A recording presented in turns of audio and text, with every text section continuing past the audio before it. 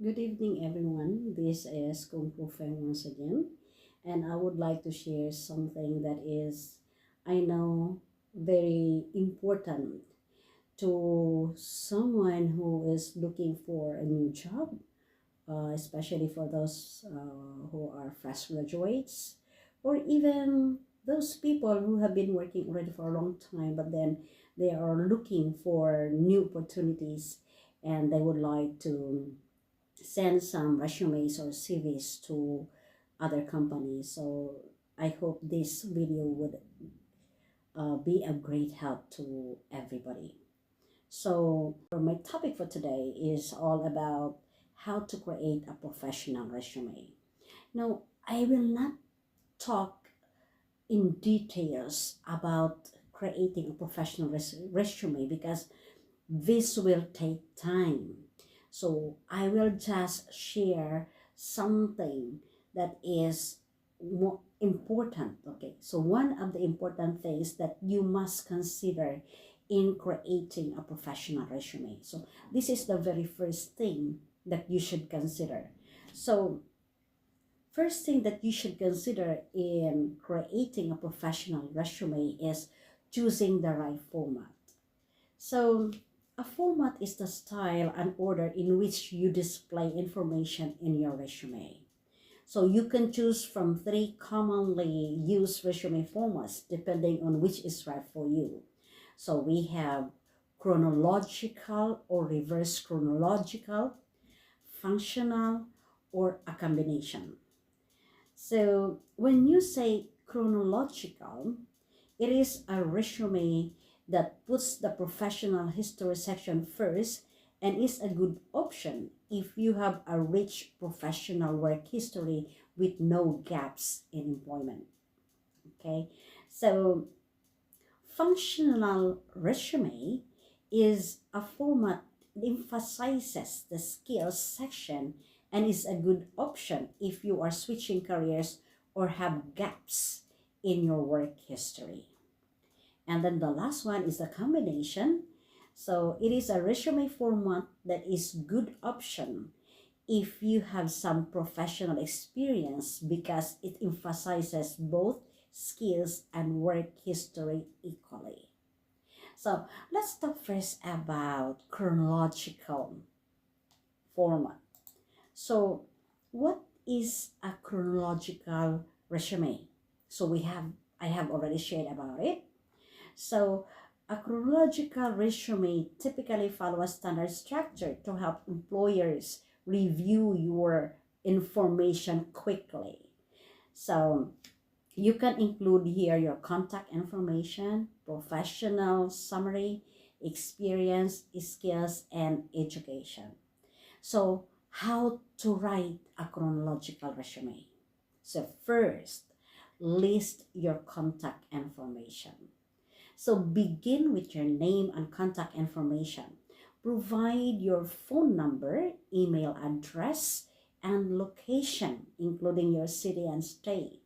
You can also include optional links to a professional networking site or online portfolio in this section.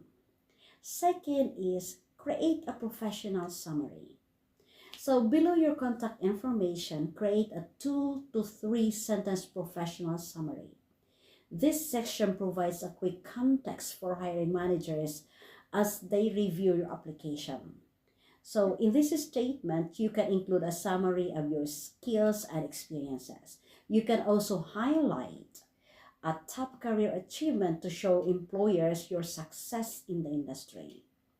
If you are a recent graduate, you may emphasize your educational accomplishments, such as academic honors. Okay, so the third one is describe your experience. Outline your relevant work experience starting with your current or most recent job.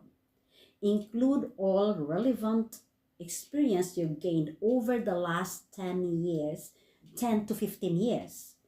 When you're writing this section of your resume, consider what experiences are most relevant to the next step you want to take in your career. So, for example, if you worked at a fast food restaurant during college, You can omit this job if you're applying for a role in the healthcare industry, even if you worked in the position within the last 10 years. It's not related to the work or the job position that you're applying for. Do not include it in the resume. So for each job on your resume, provide your title, employment dates, employer's name and location. Write bullet points to describe the responsibilities you've had or the accomplishments you've achieved in each role. Make sure the bullet points relate to the position for which you're applying. It's helpful to reference the job description to see what keywords and phrases an employer uses. So these terms can be a guide for what words to include when describing your own experiences. The fourth one is include your skills. In your skills section, highlight your most relevant competencies for a new position. This section can include both hard skills and soft skills. When listing your skills, choose ones that are highly relevant to the new job. Carefully review the job posting again to identify which of your skills the employer is seeking in an ideal candidate and include them in your skills section. Okay. And number 5, provide your education. Structure your education section using the same format as your experience section, listing your most recent degree or diploma first and continuing in reverse chronological order. Provide the full name of your degree and the academic institution where you earned it.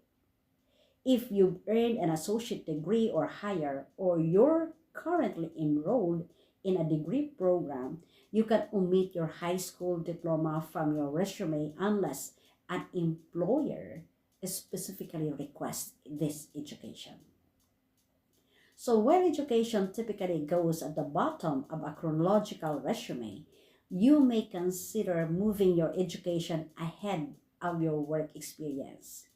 If you're recently graduated with a degree that's relevant to the position, okay? So for example, nursing school graduates may include their education at the top of the resume to show employers they have the training to secure their first position in the field. If you've been in the workforce for several years, place your education section after your experience and skills. Okay, and last one for this type of format is proofread your resume. Before submitting your chronological resume, proofread it thoroughly for potential errors in spelling, grammar, and punctuation. Check the formatting to ensure you've structured your resume correctly. Unless you have over 10 years of relevant work experience, keep your resume to 1 page in length to make it as brief, concise, and readable as possible. So that is for chronological format.